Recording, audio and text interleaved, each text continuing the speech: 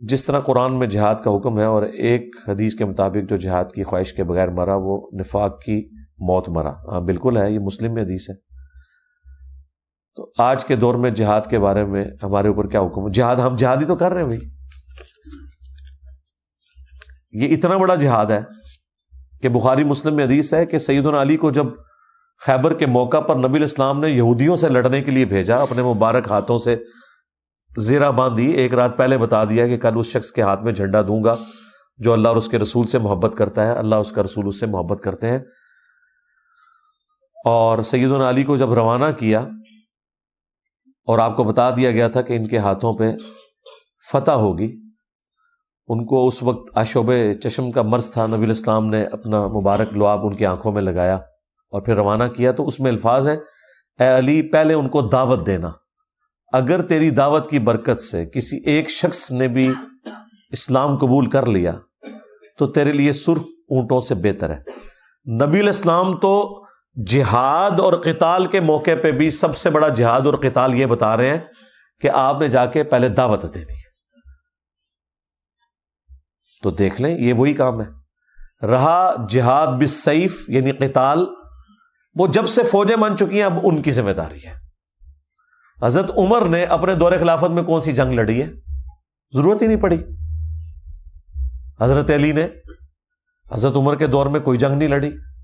وہ مدینہ شریف میں دارالخلافہ میں ہوتے تھے، وہاں پہ سارے معاملات کو ٹیکل کرتے تھے.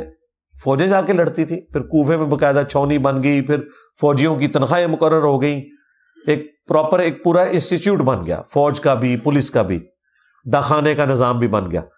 جب یہ سارے نظام بن کے اوورال ایک حکومت کے انڈر آ جاتے ہیں، پھر جس کا جو کام ہے اس نے وہ کرنا ہے. ہم نے یہ کرنا ہے کہ اپنی فوج کے لیے ٹیکسز کے ذریعے ان کے بجٹ کو میٹ کروانا ہے. باقی جب جنگ لڑنے کی باری آئے گی تو انہوں نے لڑنی ہے، اور وہ لڑ رہے ہیں. ابھی بھی آپ کو تو اندازہ نہیں ہے، ظاہر ہے کہ پبلک میں پھر انارکی پھیل جاتی ہے یا تھوڑا سا ڈپریشن والا معاملہ ہو جاتا ہے. اس وقت بھی روزانہ کئی فوجیوں کی شہادت ہوتی ہے، کتنے محاذوں کے اوپر، بلوچستان میں الگ سے، وزیرستان میں الگ سے. ظاہر ہے وہ جو ہماری غلط پالیسیز تھیں رشیا کے دور سے، وہ آج ہمارے گلے پڑی نہیں ہے. اور یہ اب جو پی ٹی آئی کی شکل میں ایک آزمائش مسلط ہوگی ہے فوج کے اوپر، یہ بھی ایک بہت بڑی آزمائش ہے. لیکن شکر ہے کہ انہوں نے ہتھیار نہیں اٹھائے ہوئے، صرف یہ کی بورڈ تک واریر ہے. لیکن ظاہر ہے وہ بھی تکلیف دہ چیز ہے. بعض اوقات پھر ایسے الفاظ استعمال کرتے ہیں کہ وہ پھر ان کا غصہ ٹریگر کرتا ہے. اب دیکھیں نا، یہ شیر مروت جو ہے، یہ پٹھان ہمارا بھائی،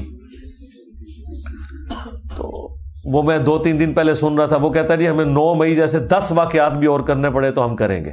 اندازہ کرو یار بھائی، یہ بات کرو کہ پھر تمہاری جماعت تو وڑ گیا بھائی. تمہارا لیڈر تو یہ کہہ رہا ہے کہ 9 مئی تو میرے خلاف سازش ہے، کسی اور نے کروائی، تم کہہ رہے ہو ہم 10 اور کریں گے.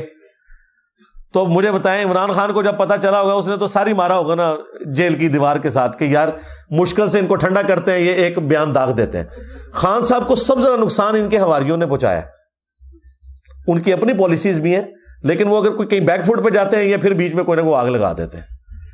تو اس لیے یہ جو معاملات چل رہے ہوتے ہیں نا بارڈر کے اوپر، یہ فوج کا کام ہے دیکھنا، اور ود ان کنٹری پولیس کا کام ہے، جوڈیشری کا کام ہے. ان کی تنخواہیں ہم دے کر ہم سبک دوش ہیں. اس کے بعد ہم نے نہیں آگے معاملات کو لے کے چلنا. رہا ترغیب دلانا، وہ ہم دلاتے رہتے ہیں. تو جہاد الحمدللہ ہم کر رہے ہیں. آپ کا تو مجھے نہیں پتا، لیکن مجھے تو پتا ہے.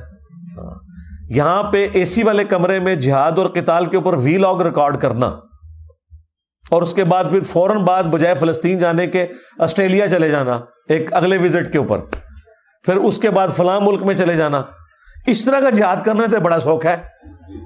جہاد تو یہ ہے کہ 5 دفعہ مرڈر اٹیمپٹ اپنے اوپر کروا چکا ہوں، اپنی لائف ونریبل کر لی ہے، اپنے ٹیم ممبرس کی لائف ونریبل کر لی ہے، اپنی فیملی کی لائف ونریبل کر لی ہے. ابھی بھی وہ کہتے ہیں جی صاحب جہاد پہ نہیں کرتے.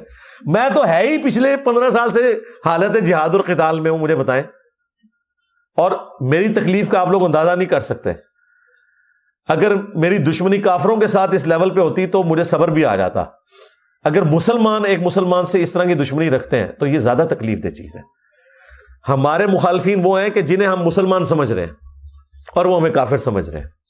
ہم ان کے لیے دعا کرتے ہیں، وہ ہمارے اوپر لعنتیں بھیجتے ہیں، ہم انہیں چندے دیتے ہیں، نمازیں ان کے پیچھے پڑھتے ہیں، وہ پھر بھی کہتے ہیں یہود و نصارہ کے ایجنٹ ہیں، تو ہمیں کتنی تکلیف ہوتی ہے، لیکن اس کے باوجود ہم شرعی حکم کے پابند ہیں تو الحمدللہ جہاد کر رہے ہیں۔ باقی آپ تفصیل کے لیے میری ویڈیو دیکھ لیں، اقامت دین اور پاکستان میں نظام خلافت۔